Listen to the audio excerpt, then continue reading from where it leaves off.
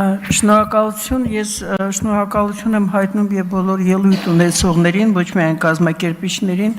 որովհետեւ ես ընդհանրապես սիրում եմ ոչ առաջիններից լինեմ խոսալ, որովհետև համոզված եմ, որ այն մտքերը, որ ինձ հուզում են, արտահայտվելու են շատ-շատերի կողմից, լսարանը բավականին պատրաստված է, գրագետ է, ես դրա համար կսկսեմ մի երկու բան ասեմ, որ անմիջապես վերաբերվում է այսօրվա մեր թեմային, նախ եւ առաջ դա աննախադեպ չէ, որ այս իշխանությունները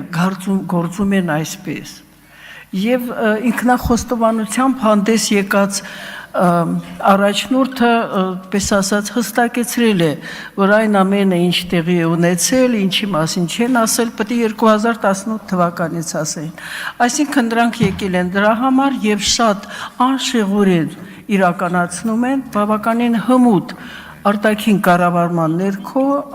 այդ քաղաքական ամենամութ տեխնոլոգիաներով իրականացնում են այդ քաղաքականությունը։ Անշուշտ ես եմ միանում կոչերին ազատություն մեր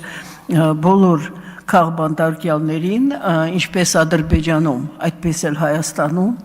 արդյոք դա պատահական է, ոչ։ Այնտեղ, որտեղ չի հասնում Ադրբեջանի ձեռքը, անմիջապես մտնում է գործի մեջ է անցնում օրվա իշխանությունները։ Հիմա ես կցանկանայի մի առաջարկություն հենց սկզբից ասեմ, ես կարծում եմ այս մեր լսարանի այս լսումների անունից արժե հայտնել, անվստահություն հայտնել գլխավոր դատախազին։ Դա հստակեցնենք, որ ուրիշ մենք այստեղ այսպես ասած, թիրախ չպիտի ունենանք, ինչու, որովհետև Նյուրնբերգյան կարևորագույն սկզբունքներից մեկը ասում է ոչ միայն նա, ով հրամայել է կամ կարգադրել է, այլև նա, ով իրականացրել է անօրինական հրամանը, Եվս պետք է կրի պատասխանատվություն։ Դրա համար ես առաջարկում եմ դա իրոք քննարկումից հետո անպայման հիշատակել, որ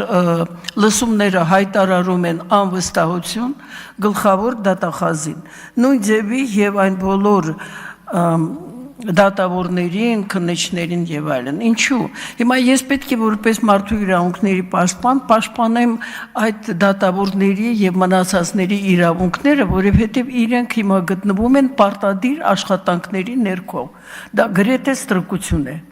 Այսինքն, երբ որ նրանք արդեն կկանգնեն դատարանի առջև, ես կաշխատեմ պաշտպանել իրենց մարդու իրավունքները այն վայրերում, որտեղ իրենք պետք է հայտնվեն։ Դա իմ առաջարկությունն է այսօրվա մեր հարգարժան։ Ես չեմ կարող շրջանցել Լիդիա Մանթաշյանի հարցը, որովհետև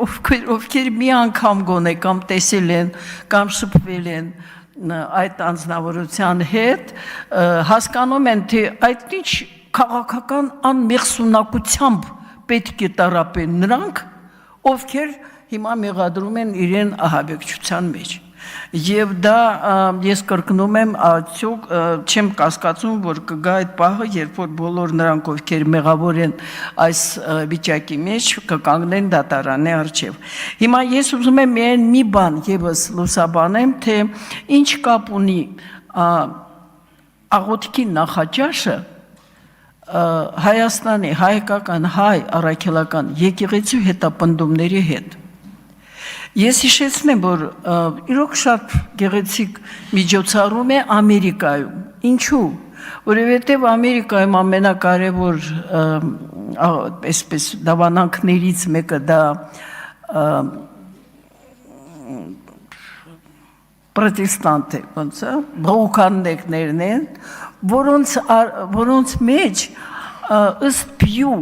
հետազոտական կենտրոնի 3000-ից ավել դավանանքներ կան։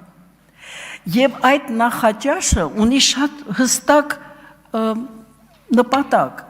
Բոլորը, ովքեր որ տարբեր այդպես դավանանքների են, Նյու Յորքի մի փողոցում ասեցին ինձ 200 տարբեր եկեղեցիներ կան։ Եվ դա պլուրալիզմի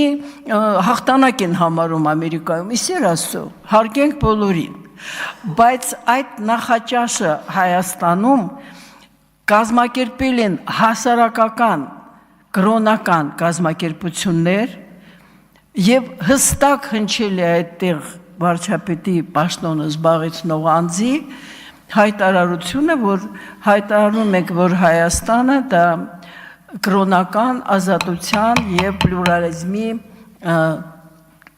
պետություն է։ Այսինքն քայքայումը դա ոչ միայն ուղղակի գնում է մի ուղղությամբ, այլև հրավիրվում են ամենատարբեր, այդ թվում եւ քայքայիչ աղանդների ներկայացուցիչները։ Այսքանը, շնորհակալություն։ Շնորհակալ ենք, Տիկին Ալավերդյան։ Խոսքը